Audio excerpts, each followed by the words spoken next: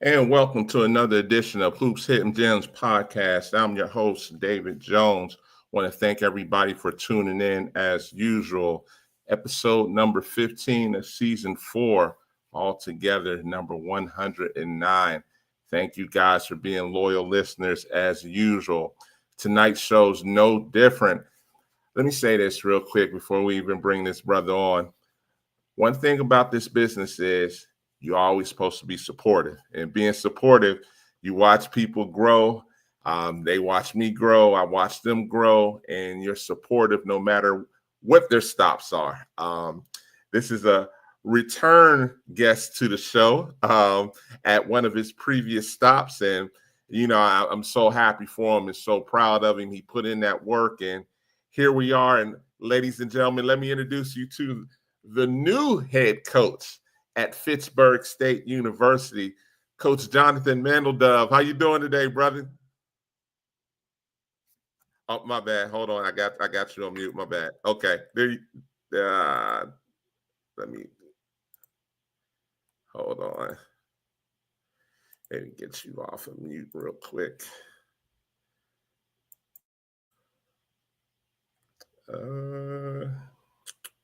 You are not coming off, though. Hold on one second. Oh, I'm there. Okay, there you go. You. Okay, there you go. Yeah. It was on my end, so I appreciate you. No, man, I appreciate you. I appreciate the Hoops Hidden Gems listeners. Like, again, I'm Coach Mandeldove. This is, I want to say, second, possibly third time on the show. Yes, sir. I'm a big supporter of the show, been a big supporter since day one or day two, however you want to put it. But, man, thank you for having me, brother. Man, the first time around, and when I think about it, was at the prep school the first time around. Exactly. Yes. That was the first time around. Yes. And then the second time, it was one of those stops the second time. Don't correct me on which stop it was. But yeah, man. But again, one of the things and I have no shame in saying this, like, man, we both grind. We both, we both support each other. Yes. And, and to see you win, I feel like we all win when another person wins, man. And, man, I'm so happy for you to get this opportunity. Because Lord knows I've seen you go through that grind to get to this point, man. Definitely. Yeah, you know what, man? It's been a blessing just to be able to meet people like yourself who have been encouraging as well as informative in regards to this game that we love, which is the game of basketball. And as things, as the years go on and we continue to grow as people, opportunities present themselves that meets the need of said person. And then we can, hopefully step in those shoes and be able to walk that walk just as much as we talk that talk. So I appreciate you again. Oh, man, listen, man, when that news dropped, I was excited. I was at work and my phone hit, and the Atlanta community knows you, and then between the announcement and then the word getting around, I was like, okay, and I jumped on that phone and shot you a text immediately when it happened, man. Yeah, but man, go ahead, man. No, man, it's a bittersweet moment. I'm still pinching myself because I'm like waking up like, oh, yo, brother, you're a head coach. Yeah. you're running the team, and these past 11 years have been invaluable to me to this point of that journey, of said journey that you talk about. And I'm here to, again, like I told the AD, shout out to AD Matt Burke. I'm here to make mistakes, but also make those mistakes in a way where we here at Fitchburg State are going to grow. I like that. Speaking of that, man, tell us about Fitchburg State for the listeners that don't know. So Fitchburg State's a small Massachusetts state institution. From Atlanta, you're talking about a 2.5 hour plane ride from Boston Logan. We are, one of the top public institutions in the New England area. We ranked in the top 50 this past year. And just a small boutique school that we are about teaching and nursing and engineering and business are 4 of our core programs here at the school that we pretty much we hang our hat on. Okay. And what conference is Fitchburg State in, man? So Fitchburg State's in the MASCAC conference, which is the Massachusetts Athletic Sports Conference. And we're in the conference with eight other schools, 7 of which are Massachusetts state institutions, as well as an independent program that's a private school that's in the league. Okay. And I want to talk about the new landscape of the way everything works now. There's a number of D3 schools in the Northeast. And with that being said, it's some very good basketball that a lot of people don't know about. Man, you're going to have to adjust. And when I say you're going to have to adjust, because the landscape we're in now, anybody that's all conference or pretty decent, they walking into your office and saying, "Coach, I'm moving up to D2 or NAI or possible D1 now." What's your feelings on that? You know what? My feelings are I'm for the student. I'm for the student athlete. I want to empower them to make the right decision, just as well as an informed decision in their choice of institutions that they want to be a part of. I've been on staffs where one of our best players was a Division III student. So it just comes down to the culture and the chemistry and the camaraderie that the student has with the institution, as well as the coaching staff and players. So for me, with the changing landscape that is causing a ruckus, my personal beliefs outside of Fitchburg State, but for Fitchburg State as well, is that it's good. It's good because it'll reprogram itself to where it needs to be programmed. We are currently, recruiting women who have played at the Division II, who have played at the USCAA level, who institutions that culturally didn't fit their needs. And now we can come back into the play because now they understand after 1, 2, even 3 years, they understand what's at stake for them. And they're about their business when it comes to finding an institution that they can be themselves and they can grow. Let me ask you this, Doug, and this is where it gets interesting, and I always want people to know this as well. Will you recruit JUCO D2 and JUCO D3s? I will recruit a student at a small institution, high school, all the way up to D2, D3, D1, USCAA. I'm going to recruit everybody. At our level, we must cast a wide net in order to get the fish that we need to eat with. And I talk about that with our staff, and just letting them know, like, this is our philosophy. We want to showcase that we care. We want to showcase that we have an environment that they can be themselves. And we want to showcase that when they get on the court, we're not their biggest enemy.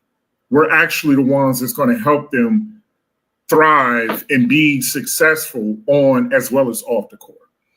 And letting my students know that even we're going to recruit some kids that sometimes may not feel loved or have shown love to the institutions that they are currently at, that we can show them how to love. Because I think in respects to the new landscape of college athletics, the transactional relationships have gone out the door. And I mean, the transformational relationships have gone out the door and the transactional relationships have stepped in. And we want to showcase that we're transformational in how we coach and how we build relationships with our student athletes. I like that. Now, with you being up there, there's a plethora of D3 schools up there. So that makes that recruiting even tougher. So, and I want people to hear this as well. When you're out there recruiting, are you hoop group? Are you net stack? Are you run for the roses? What's going to be your style of recruiting? Are you independent? I know you said no stone unturned, but I need people to hear what you do so it's no different. For us, we're going to value the independent programs that are out there, that a student athlete is off on court 54 and all the action is happening on court 32. We're going to value those student athletes because those are the student athletes that will value the experience of what Fitchburg State can afford them. And we're going to go to Run for the Roses. We're going to be at the NEPSAC showcase. We're going to be at some academic elite camps this up and coming summer. I mean, we're going to cover as much ground as we possibly can when it comes to this recruitment, and virtually as well. Please do not hesitate to send me your schedules, your film from your junior year. We're looking in the ballpark of bringing in, 6 to 7 players next year that's going to change this program around. Okay. Now, what type of player are you looking for, Dove? I think that's important for people to know. So I'm looking for someone that comes with the mentality of wanting to learn. I need somebody that comes with a grit. That sometimes their biggest attribute is their motor and not so much their skill. I need if they're at the forward position, I can work on their skills. Their guards, I want them to have a chip on their shoulders to believe that they were supposed to play at a higher level. I love guards that can handle the ball. We're a space and pace team. We're going to get up and down. We're going to run. We're going to move the ball quickly. Our goal is to get shots up within 15 seconds. And we're going to play a fun style of basketball. We're going to mitigate the fact of having to use high IQ all the time while also just being instinctive and reactional on the court to situations. And so I'm looking for those players that are looking to grow their IQ over time, but also those players who have those instincts that you can't teach in regards to reaction, that competitive drive that they carry. That's important to me because I think that if you have that drive, I can teach you everything else. But if you don't have that drive, I can't teach you much because again, it's going to be a lot of working from the ground floor up when I need you on the second level. Understood. And so what GPA is required to get into Fitchburg State? Because I know we talk basketball, but I want people to understand, the academic part as well. We're looking for women who garner a 2.9 or better. The higher the GPA, the higher the merit scholarship. Because we do not offer athletic scholarships. So just in that return, we want students who have high academics as a priority of theirs. We want women who want to look into the nursing majors, who want to look into engineering, to business, to education, and leadership. We want change makers. And that's the most important thing from an academic standpoint. If you struggled a little bit, we can work with you. But at the same time, me personally, I don't want academics to be a concern for my incoming freshmen, more so than them learning how to navigate time as a freshman. Mm-hmm. Because if you're fighting on two fronts, you're bound to lose the war. And so that makes, for us, that's going to be the biggest thing that I'll talk about with my incoming freshmen or my transfers. Some transfers may not have a high 2.9, 3.0 GPA. We can work with them. But the standard when they get in here is a 3.0, and the standard is going to be the standard, more importantly. So for us, the higher the academic GPA, the higher the merit scholarship, the lower the cost out of pocket. You want that team GPA over 3.0. I see where you're going. I already see. And so, and the other thing that's, I know is dear to you as well, is going to be that development piece, whether it be freshmen, transfers. Tell us a little bit more about your expectations to develop some of these young ladies. So for us, we're going to be a program where we get on the court, at least 3 to 4 times a week during the regular season to work on our skills and drills. And for me, that's imperative. That's the ABCs of a player. We're going to work on the shooting mechanics. We're going to work on the ball handling skills. We're going to work on the little nuances of, rebounding and attacking the boards and why we attack the boards. Me personally, I have a story of I wasn't the player that my friends and people know me now to be back when I was in high school. So I had to go to a program that understood that, but they saw the potential. And so that's the same mindset that I'm taking in regards to my student athletes now, where, again, if I have to teach effort as well as skill, we both lose. But if I have to teach skill and not effort, we're going to be very successful here. And then if that goes hand in hand with the young woman leaving our institution to go to a higher level after she felt like she met the need of the Division III level, just in that regards, I love you. Will always respect you. I want to see you go be great and go do successful things at a higher level. Okay.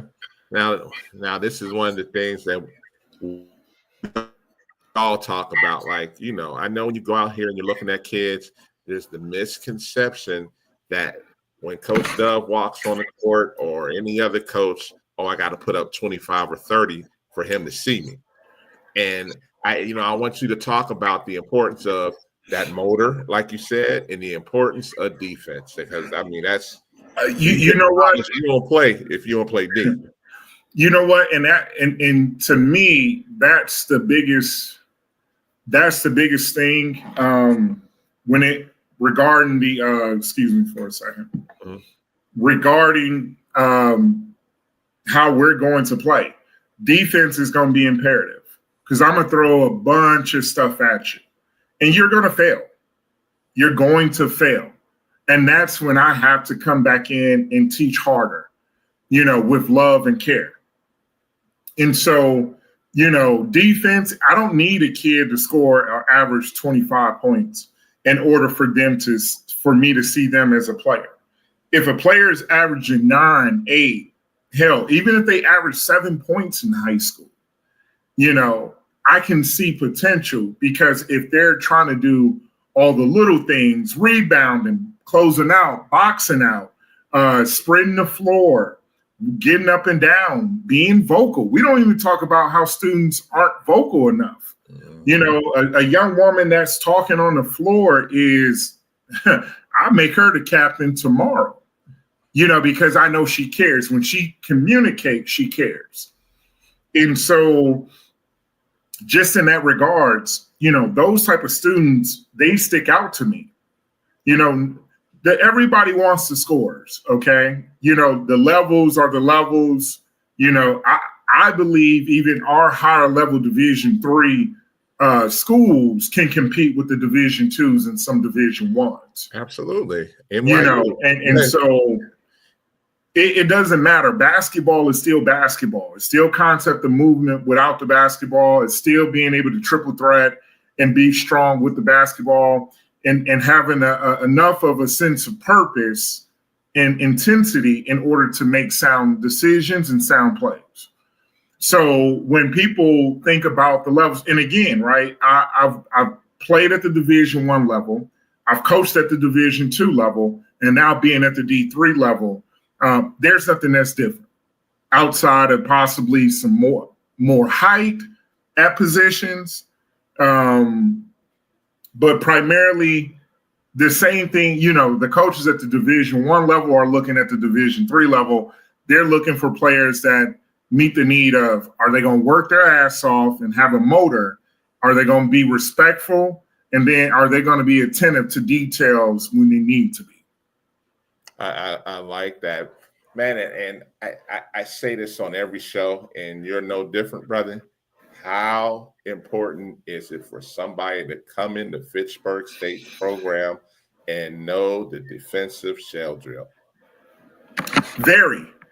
It's very important. I would tell high school coaches to practice it at least every practice that they have during their season, to make sure that guarding the yard is what we like to call it, that you guard your yard. That's the most important thing. I tell players, they get into this lock mentality of not coming off the corner for shooters, alleged shooters. And I tell them, I'm like, okay, when have you seen a shooter shoot a shot that they never had the basketball with? Mm-hmm. You got to guard the yard. You have to force your will, your way onto the offensive team that you're playing against.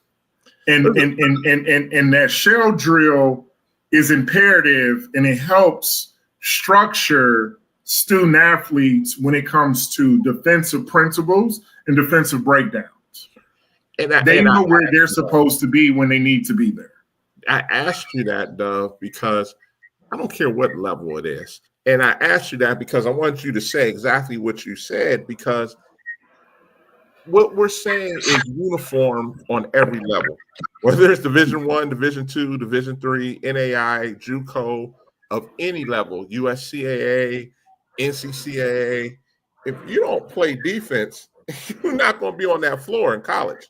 And there's a lot of talented, if we speak in freely, there's a lot of if you go look at some of the rosters of teams that have had, we go down from UConn to South Carolina to UCLA.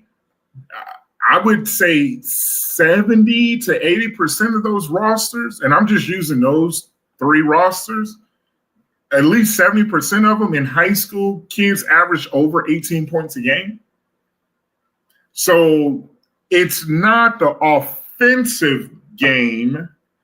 It has to deal with the defensive principles and guarding your yard, and that translation of also too a little bit of the offensive philosophy and how they move without the basketball.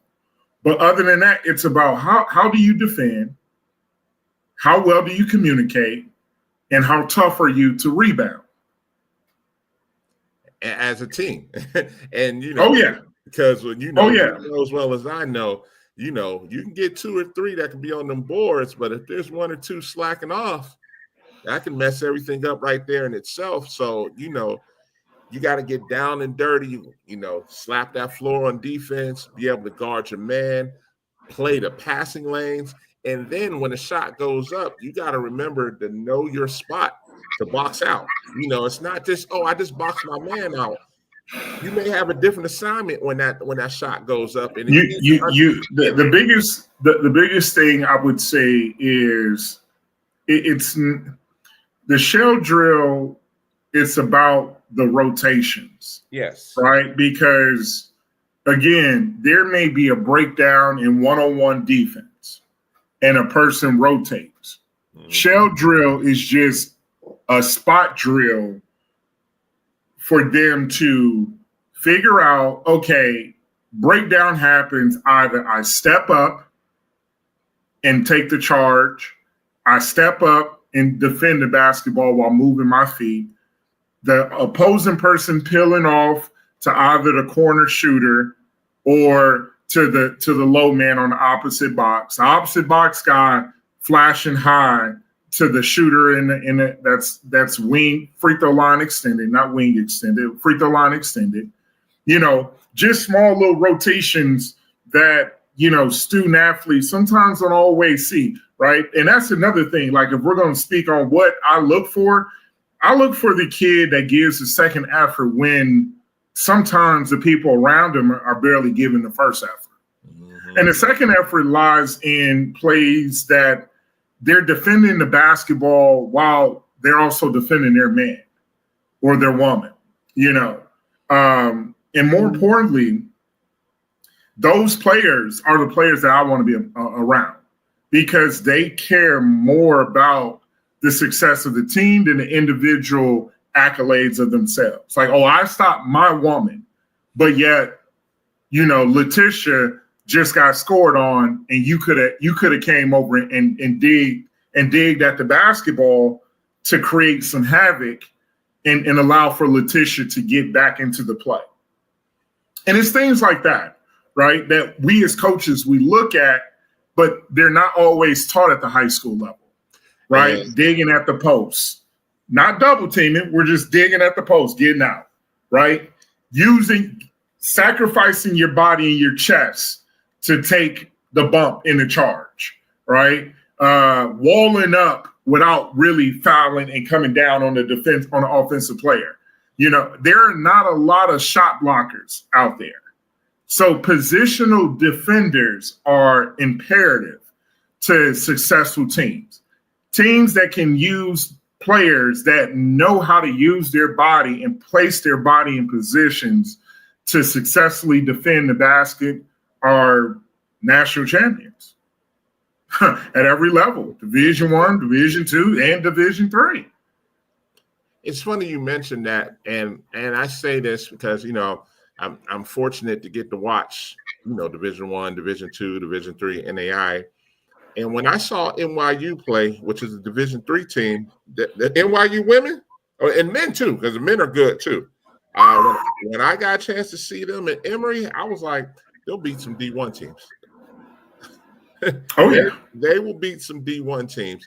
And that's why, you know, I asked you that earlier, because what's the expectation is no different than if you were at a Power 4 school. It's no different. Mm-hmm. You know, you may have a different philosophy. Sure, all coaches have different philosophies, but those certain expectations that you have, you could go to down the road to UConn, and those expectations are going to be the same, or you're not going to play, or you're going to have to sit down, or you're going to struggle. Exactly. And you know, again, people don't want to hear the difficult conversations. Yeah. In my program, you know, I've told players they can come to me and ask me, Coach, why am I not playing? And I'll have to have the hard truth with them, you know, and that tough love. And these are the reasons. And then these not only give the reasons why they're not playing, but give them avenues to get onto the court and be the player that they want to be. And that's the most important thing to me as a coach, because I was a former player, and I have to, with this day and age, you have to think more like the player than the coach, because, again, that transformational and transactional have come into play, have come into the forefront. It's been all about transactional when we need to be a little bit more transformational. And if you, going back to your comment in regards to the NYU and watch them down at Emory, you saw a team that was more connected and selfless than selfish. And I think sometimes when again, that goes back to the accolades of, okay, what else do they do outside of scoring? Okay, are they great rebounders? Are they great teammates? Do they communicate well? Do they sacrifice the good shot for the great shot? How many, and we'll tally this, how many good shots did we give up for great shots? So that now it becomes an ideology that all these players carry with them. It's like, okay, is this a good or is this a great? And I tell people that. And in some of my recruits, I've had, in your decision-making process, and I talk about decision-making process, you have ugly, you have bad, and you have good. And they look at me and they were like, why did you put ugly and bad? I say, because here's the thing, right? You can take a bad shot and hit it. There are a lot of guys and women that master taking bad shots and hitting them. But if you left them wide open, which would be a good shot for them, their percentages drop. So when I look at decision making, I look at it from a good, bad, and an ugly. Ugly is just you're selfish, that's not your capability, and you don't understand your limitations. A bad shot is you understand what you're doing, you've hit a shot before like that, but it's not the best shot that you can possibly take. Okay. Let me ask this. What is going to be a typical day at Fitchburg State? Are you going to have early practice? Are you going to have late practice? Or is that going to be deemed from the student schedule? How's that going to work? So with a lot of the young women scheduling, will be a late practice. I'm not too much of an early person unless there has been some trouble with the team. Then we will have to address and be uncomfortable and be in uncomfortable situations. And it may happen that way a few times this year. But more importantly, we're going to be a late practice team, a nice 4 o'clock to 6:30, 7 o'clock practice team, and go from there. And then learn and attribute that learning to that process so that the women have time with their classes, there's class schedule, and then too, it will also allow for us to have individual workouts. So that now all of a sudden they'll have a class from 8 to 10, they're off by 10 o'clock, 11, at 10:30, they can have a workout session with me or my assistant coaches. They can get back to their room by 11:15, shower, or, and get ready for lunch, have lunch at noon, have another class by 12:50, be done with classes again by 2:50, getting ready for practice by 4 o'clock. We're going from practice from 4 to 6:37 and turn around, day in and day out, just like that, Monday through Friday, with some Saturday workouts as well. Let me ask this, because we all know, I love when I'm broadcasting games. At the college level, most of these games come down to the last 6 or 7 minutes. It's all about execution then. Execution can come in different ways, but it also comes with preparedness as well. How big are you with watching film with your team? I mean, we're going to be huge with that. Like, that's going to be our bread and butter when it comes to teaching. They're going to be a part of a new philosophy and system. So we're going to have to, what I like to say, over communicate. We're going to have to overwatch film and see and break down things and talk about things, because there are going to be more mistakes early on than successes. And I've already prepared for that. And I'm going to prepare our women for that as well, to get them ready for the remaining portion of the season. And we may have some successes early on. And I hope and pray that happens for us. But being realistic with being a brand new team that hasn't had success in quite some time, and changing those colors as far as how we do things or how we used to do things here, The film is going to be huge. The last coach, she did a phenomenal job with getting film resources placed in the institution. And we're just taking it up another level with how we use film on a day-to-day basis. Okay. And, as we get close to winding this down, Dub, I know you're going to have expectations, like you said, of turning this thing around schedule-wise. And I always like to ask this because, it's a D3, and D3s do things a little different. You're going to play most of your games in the Northeast for the most part. You usually have one or two travels where you go maybe one or two states over. Is that going to be any different this upcoming season? Yeah, you know what? Last year we were down south. The team went to Florida and played in Florida last year. This year we're going to be more regional, as you said, in hopes of the following years trying to figure things out. So if coaches want to reach out to me, I'm willing to travel and give these women the experience that they deserve. Yeah, with you saying that, and a number of these coaches watch the show, I'm sure they'll be in contact with you, wanting to say, "Please, hey, down to play us." Christopher Newport, any of the ODAC schools, we're definitely, if guaranteed two games down there, we would definitely come in the following years. Okay, I like that. And let me ask this, and out of curiosity, does Fitchburg State, do you have a grad school there? Oh yeah! Wow. Okay. Oh yeah. Okay. Yeah, so does that give you the option to have a GA? We don't have a GA program.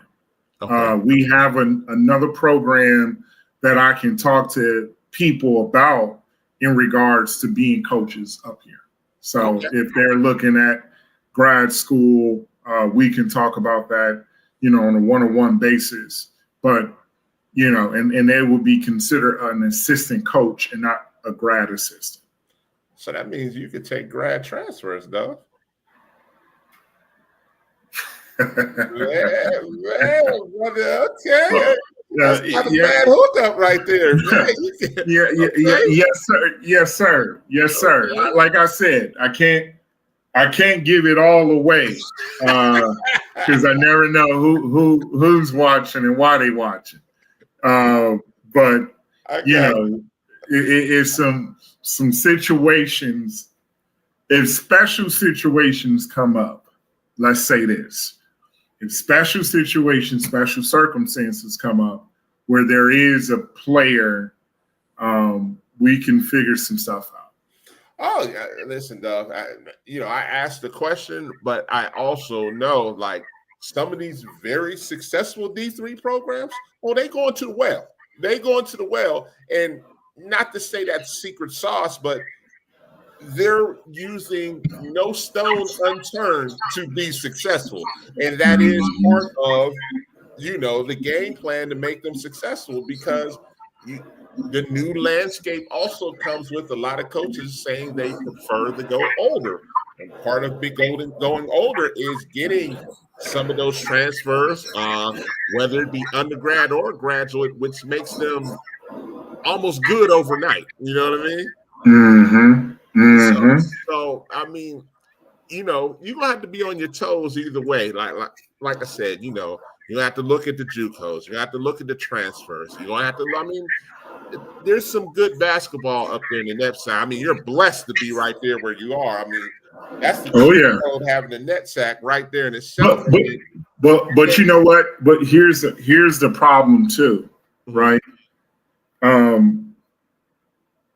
I want to diversify our community, more importantly, because I think that as a Southerner and being from Georgia, and going to school up here in the New England area, it allowed for me to build connections of people from around the world, a little bit differently than it probably would have happened if I was down south.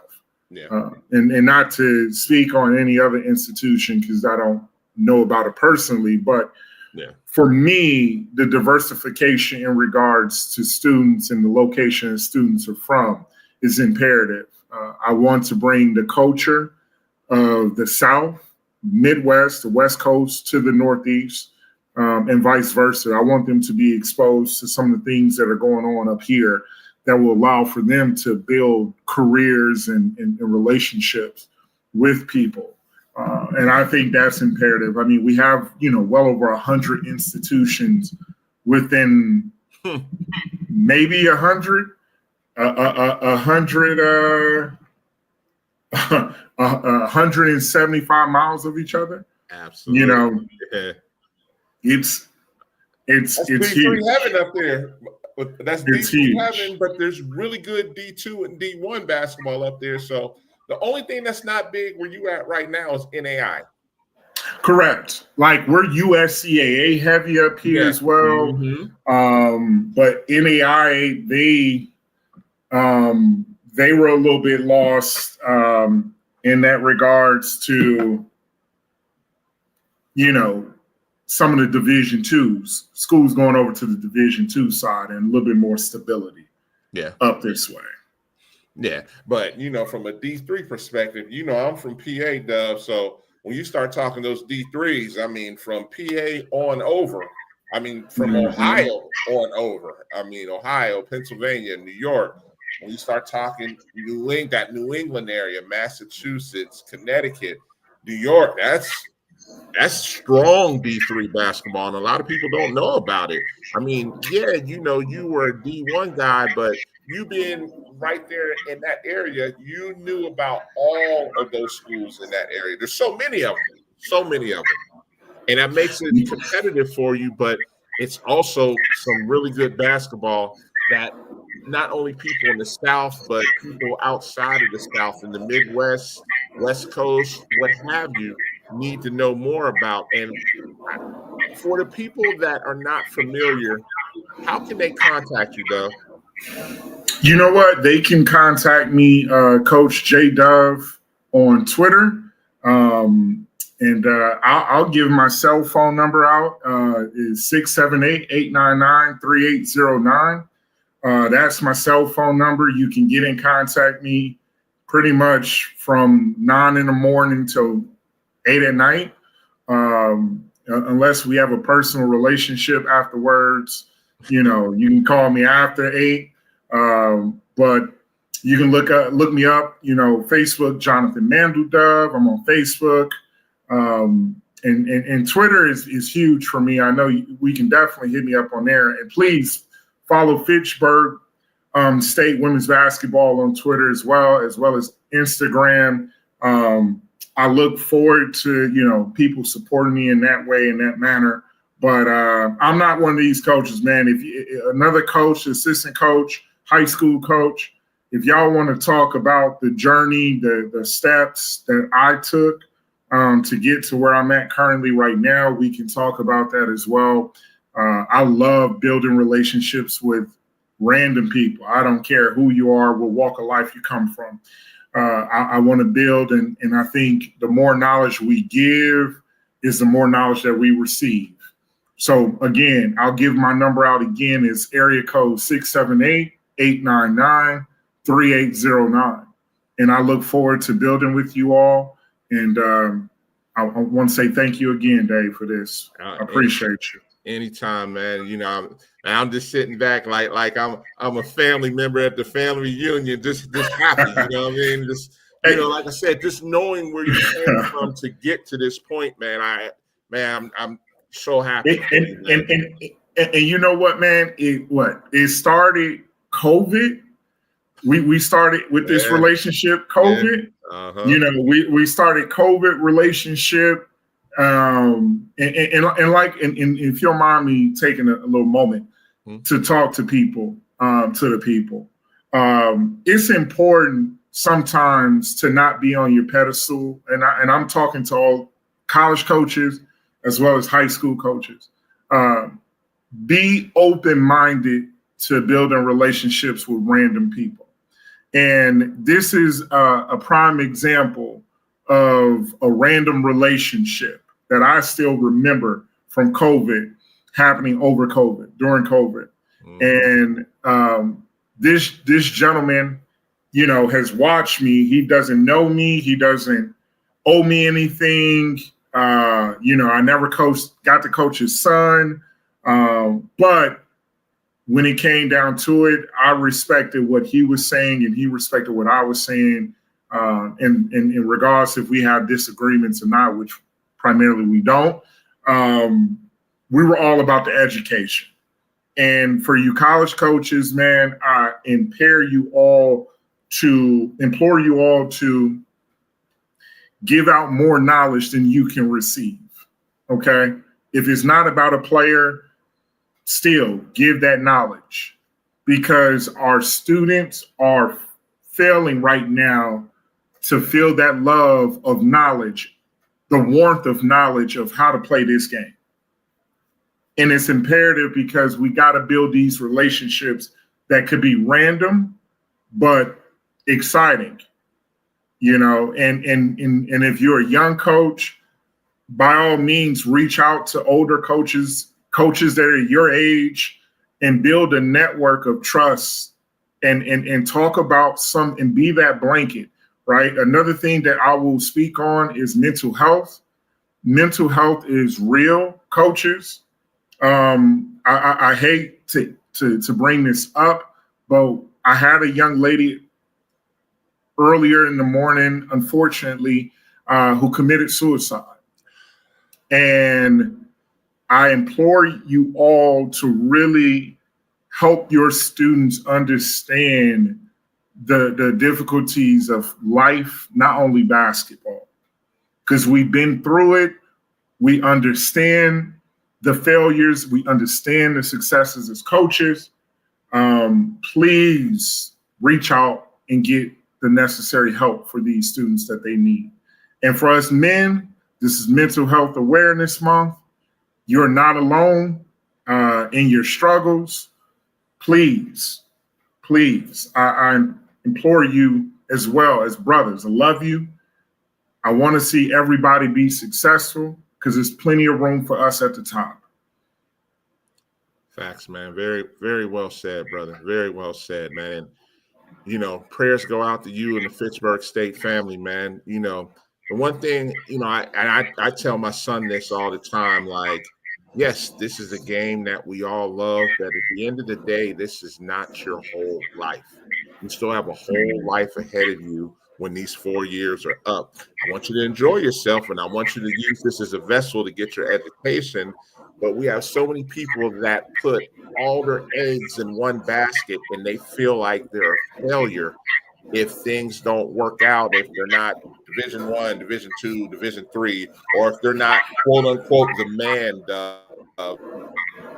And what you just said about mental health, I mean, we could go even further on that, but we're not. But I would love to advocate to see a lot more of these schools have exit interviews. And when I say exit interviews, more mental health checks. Because the one thing, and you'll agree with me on this, Dub, when this is over, sometimes you're built up on a pedestal, and then when it's snatched away from you, and you're just quote unquote looked at as just the average student, or you've moved on to life to where you're no longer being quote catered to. A lot of these athletes have a hard time transitioning, and I think we have to do a better job, not just as a school responsibility, but as a basketball community to assist with this. Yeah. Well said. Man, because you see so many people go through depression because they had that high of playing in front of the big stage, and when it's not there anymore, they struggle. And it's fine to move on in life. Your life shouldn't be based on just that. I mean, it's nice to have, but it doesn't make you as going forward when you graduate. It does not make you. And I'm just so passionate about that because I see it. I mean, I'm fortunate enough to travel all over, and I see it's an issue that needs to be addressed. Yes, sir. Hey, Yes, sir. hey, brother. We done had plenty of talks. You know what I mean? Yes, sir. I know we're gonna be talking Yes. some more now Yes. that you have your team and you're gonna be looking for players. I know we're gonna catch up and run for the roses. I look forward to Yes, that. sir. Man, And coaches, please, if you bump into me, say hello. I don't mind. Let's chop it up. Let's build. Let's network. I'm ready to go.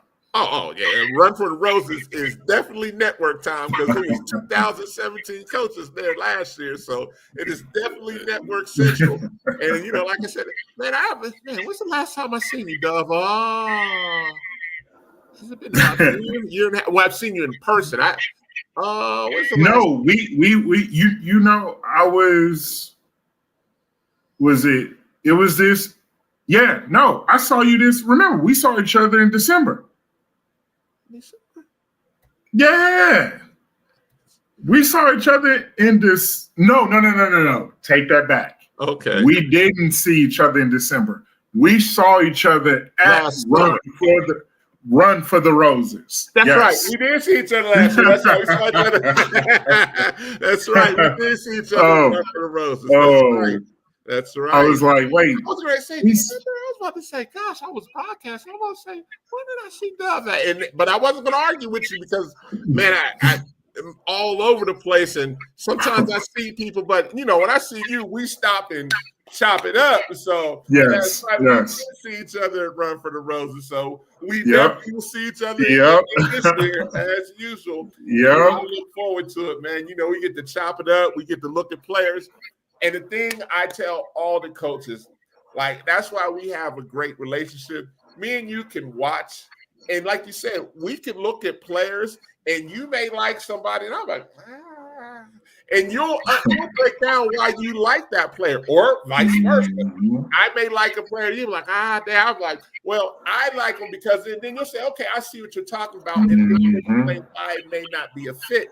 And that's what I love with any coach when we have those type of conversations because it's kind of like iron sharpens iron. You know what I mean? Correct. Definitely. So, hey, man, I appreciate you coming on as usual. I don't even have to say you family because you already know you've been on this show 10 times already. So. Yes, sir. Hey, man, but I'm wishing you the best, man. I'm going to try my best to get up there because I'm supposed to get up there to Dartmouth to visit and do a virtual tour for them in October. So when I do get up there and fly into Logan, I'm you calling me. Oh, yeah, you calling me. You calling me. You ain't doing nothing else. You calling me. Absolutely. I'm taking care of you. Absolutely, man. I appreciate it, man. Hey, man. I appreciate you. Definitely. Hey, man, best of luck to you this upcoming season, brother. And likewise. We'll definitely be in touch soon, okay? Yes, sir. Have a good evening. All right, you take care, brother. All right. Listen, man, this show right here was, I respect everybody that comes on this show, but like Coach Dove said, when you build relationships, and it's hard to believe, man, we 4 or 5 years in now. I mean, we were stuck in the house when we first met, and how we met during a virtual networking event. And once we met, we just continued. We hit it off. We kept talking. And, he's from Atlanta. So, I live here as well. And, in the midst of him going to different places, because even though he's from Atlanta, he was coaching at a prep school in Connecticut either Connecticut or Massachusetts, one of the two. And, he was back and forth. And when he would come back, we would catch up. We'd chop it up. I mean, he's come watch my son play. I mean, we've watched numerous AAU events together. Like you said, we were at Run for the Roses last year, but in general, when we do catch up with each other, it's usually at an event. And I always respect the people that are out there working. And that's how you gain respect from my perspective as well. They know I'm out there as well. I'm not sitting behind a keyboard just sending them random players. They know I'm out there. And sometimes not only just as much as them, but because sometimes with their budgets, they can't get to some of these events that I get to go to all over the country. So that's another reason why we build relationships. But you always want to keep your name good. And I tell my son that as well. And he's one of those guys where, you know, he's winning. I feel like I'm winning because I understand where he's coming from. He understands where I'm coming from. And, you know, just to see him get this opportunity, he has all the support in the world from me. That's going to do it for tonight. Man, these next 2 weeks, probably these next 2 weeks, we probably will be off the air, probably until the end of June. We have the Georgia Basketball Coaches Association high school live period from Thursday through Saturday, which is one of the big high school live periods events in the country. I'll be there covering that. Coaches, players, if you see me there, don't be scared to speak, to say hi. I don't bite. I'm going to speak. I'm going to, chop it up with you. That's part of this business. So I'm very personable. The next week after that, it's a blessing. We have the Women's Hoops Hitting Gems SummerSlam Team Camp. We will have 34 teams this year. As of right now, we may have more, but that remains to be seen. But we have 34 locked in, and we have over 35 coaches at this point locked in to come to that of all levels. So I'm looking forward to that. I'm looking forward to building that to one of the biggest high school non-live period events in the country. And we're just going to keep working. And, this is the time of year for me from June until August 1st. I'm in the gym almost on a regular basis. The rest of this month, I'll be in the gym. All of July, I'm in the gym. When August 1st comes, I kind of just take a nice little quick break before we start to get ready for the Southeast Top 100 camp and the Fall Festival, Girls High School Jamboree. We'll get ready for that in October. But, man, thank you guys so much for supporting this and, continuing to build. Again, I'm going to have more coaches on here. The next show will probably be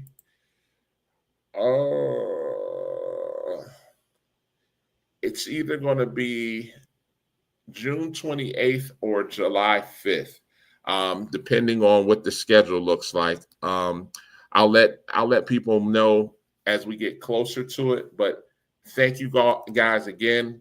I want to thank everybody, like I said, from the bottom of my heart for continuing to support this. I want to use this platform to continue to put the knowledge out there and introduce people to coaches that you may not know about. Like I said, we like to spread the gospel, as we like to say. So everybody enjoy the rest of their Sunday night. I'm your host, David Jones. Good night.